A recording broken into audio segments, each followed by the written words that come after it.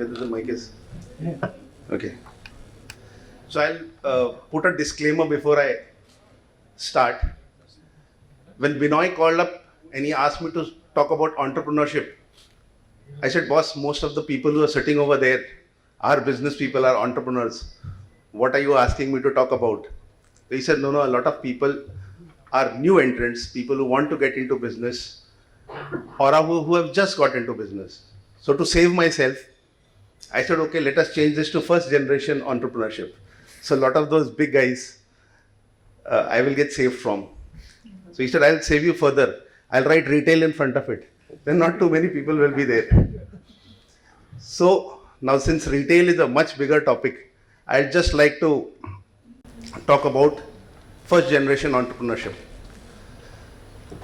He intimidated me more because when he told me about talking about this, I was happy because I generally talk to audiences like this. So 3 days back he asked me, do you have a presentation? So I did not have an answer. After another day he asked me again, do you have a presentation? So I got scared. I thought all the people, other speakers will have great presentations and I'll just stand there. So yesterday night after having 4 beers, I sent him a presentation at 1 a.m. in the morning.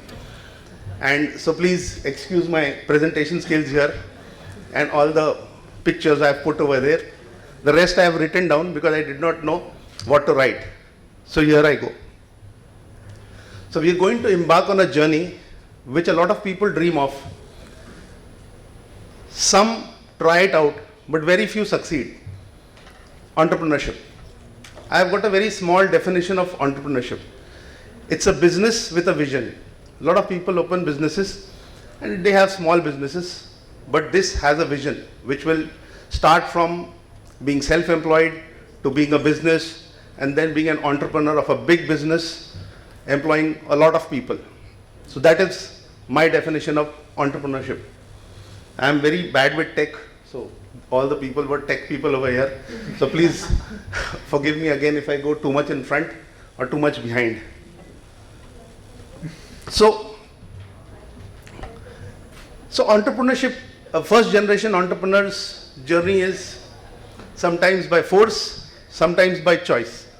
So a lot of people who are children of entrepreneurs, they will anyways go, but somebody who studies and he thinks, I will start a business, that's a brave decision. He looks about it, plans about how to go about it. But it's people like me who are first entrepreneurs.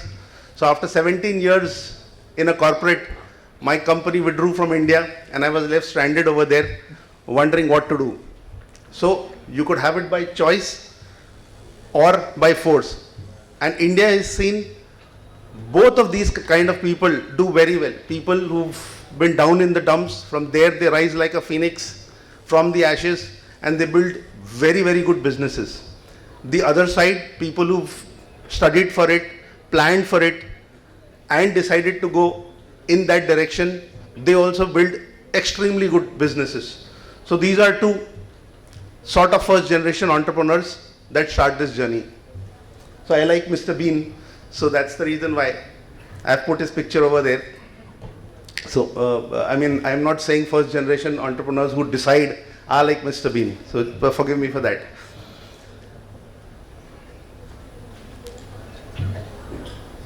There are a lot of opportunities and lot of challenges for a first generation entrepreneur.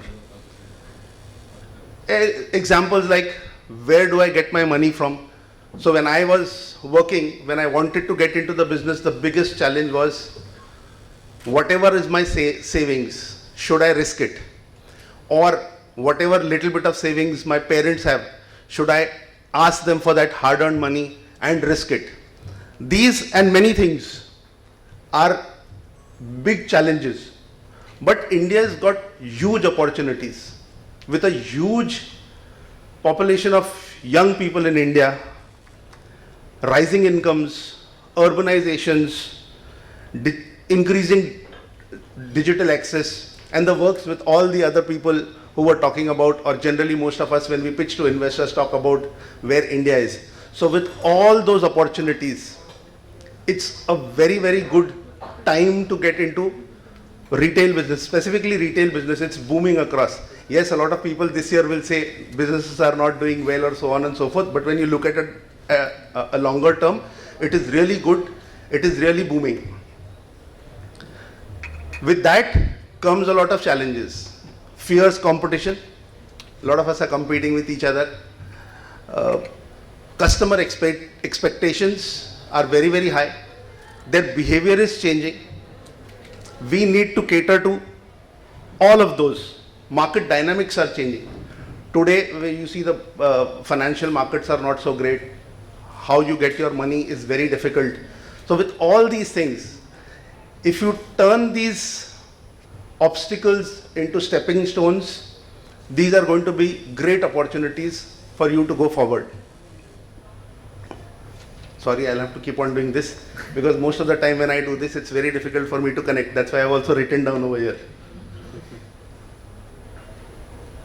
Sorry, see, I went ahead. My slide was somewhere else, and I was somewhere else.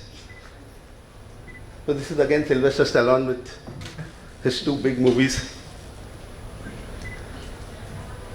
These are basic, entrepreneurship is not very difficult. Some people are born with skills. Some people need to build these skills. These are not very difficult to build. Leadership. With some experience, people start to become leaders. My thought always is, leaders will, some great person has said that, I don't know who, I'm just re-quoting it mostly. Leaders build a lot of leaders. They don't make followers. That will come good to you when you build your teams. You are not the only fulcrum where everybody is looking at. There are the other leaders who they will follow. So leadership is a very, very important skill. Decision making. When we are working, sometimes it's our boss who makes a decision, sometimes it's a team discussion, brainstorming and so on and so forth. But a first generation entrepreneur has to take decisions, also own them up later. Critical thinking, he needs to think through whatever he is doing. Creativity is another thing because entrepreneurship, the base is, it works on a new idea, new unique idea, and then they scale it to a different level. Also, business acumen. Generally people are that, I come from Ahmedabad, Gujaratis are very, very good businessmen. They've got good business acumen. But that is another thing which you should have. Basically, simple things, you need to understand what market you are getting into, what is the customer base like, the longevity of that business, how long it will be, how will it grow. All those things are very, very important. Competition, finance, how do you get your money from, and your operational efficiency. That is very important. It is very easy, specifically in retail. The easiest thing is to open a shop. The most difficult thing is to keep it open for a very long time. Lots of people open businesses, lots of people shut down businesses. Retail is a difficult business, very easy to open. Your operational efficiency there is very, very important. I talk about it because I like to boast, we've always been profitable. That's the reason why I keep on saying this. So that.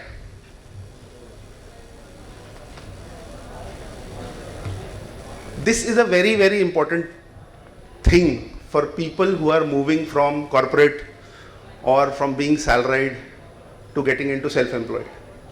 The basic mindset change. One important thing that happens to everybody is 1st to 7th, there is a message that your account has been credited so much rupees, and you are at least assured of that whatever are my liabilities or whatever are my expenses are going to get covered, or I will take care of it next month. It does not happen over here. You put in a little bit of capital. I tell a lot of people, we've also had a lot of franchisees. We've had a lot of successful franchisees. And why I say successful is all those who left us continue to do their own business. They did not close down and spoil their money. You need to ensure your capital is intact. When you erode your capital, that's when your downfall is going to happen. Don't eat away your capital. So you need, whatever you earn, you plow back into the business. You need to work hard. You do not necessarily need to get, when we started off, me and Purvi, for the first 10 years, did not take any salary out of our business. It was only after we got funded. Thankfully, somebody funded us. So we said, "Acha, ab apna salary nikal sakte hai." So we just kept on going. So if you keep on taking away from your capital, again you will be down to zero.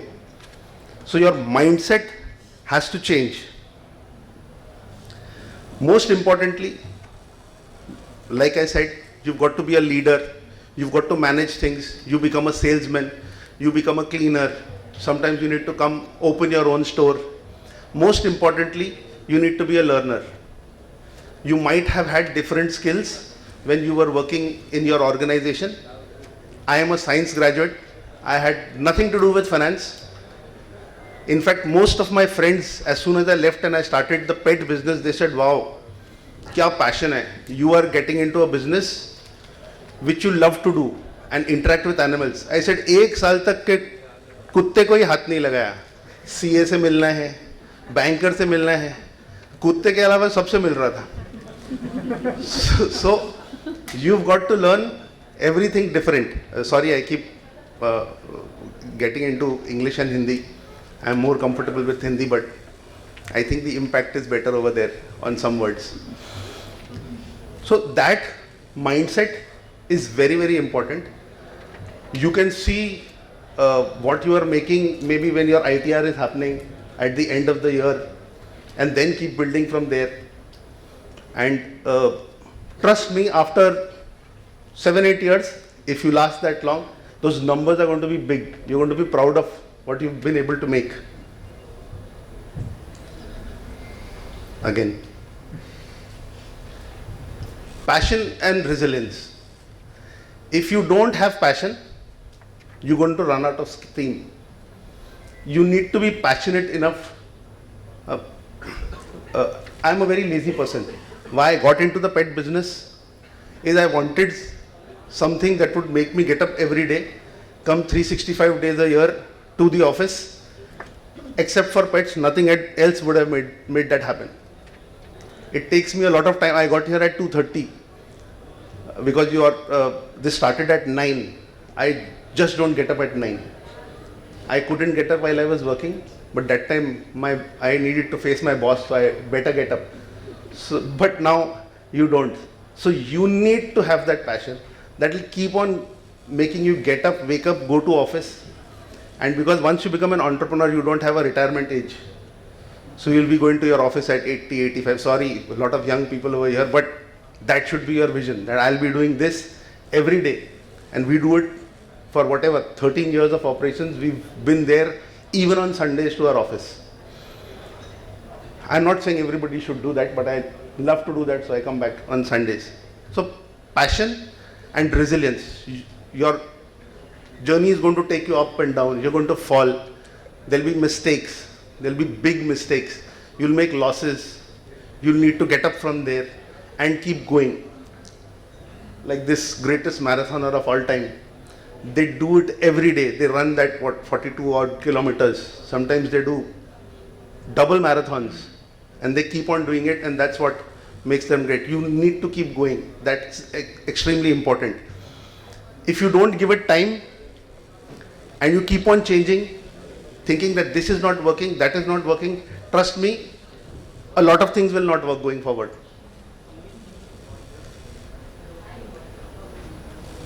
Sorry again. You need to build a good team. A team that complements you. You can't do everything. You are not good at everything. You need to build teams. You need to get people who are good at doing these things. If you can't get these people, build these people.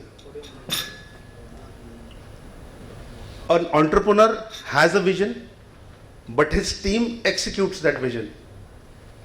And they need to be tied into the same vision of your company. And that is why it's very important to have that team. This is my son's favorite set of superheroes. So I did not have any other way to emphasize that each of the people in your team are as important. Trust me, even in your team, later on, even when they're out of your team, these people you've built are going to be people you're going to be proud of.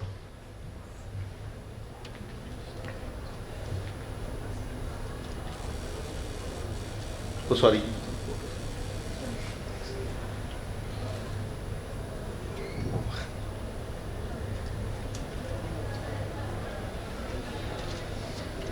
I've missed. It's skipping one slide. Can you just see if there is a.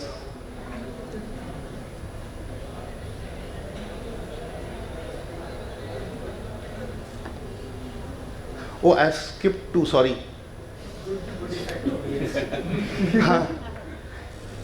I guess you can leave the presentation. Your good lab is okay. Okay.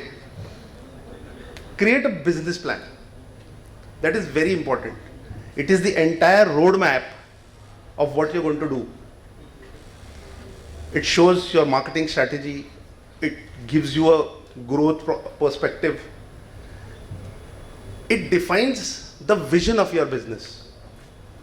And I'm not saying that business plan needs to be sacrosanct and not a comma or full stop needs to move. You can be agile, but you need to have a business plan. You need to know where you're going. If you're going from here to Bombay, there are milestones. And once you cross them, you know where you're getting, how you're getting. You just don't start off from here in the morning and say, kahin to jana hai, and then end up somewhere. It does not happen that way. So build that business plan. It is extremely important. This was before build the team. Sorry. When taking decisions, you'll have to balance your risk and reward. There are some times you think, nowadays a lot of new generation calls it FOMO effect. Ki somebody's done it, I should also do it. Think before doing whatever you've got to do. If you're taking a decision, you need to mitigate that risk. You need to take a risk, but it needs to be a calculated risk. Weigh this before taking that decision. Most importantly, you need to learn to take risks, take decisions, accept the failures, mostly own up to the decisions because you are the entrepreneurs. It is very easy to start blaming people in your teams. Avoid doing that. It was your decision. It did not go right. Take it in your stride. Go forward. That is mostly about first generation entrepreneurs. I have just put 2 points over here, but to honor Binoy about retail. Retail, understanding your customer and your landscape is extremely important. If you don't understand your customer and try to sell him something that he does not want, it will not work. That is the only point I had over here. Finally, like I showed you, it's a marathon race. It will take time. You've got to be there, you've got to be persistent, and you'll be there. Thank you so much.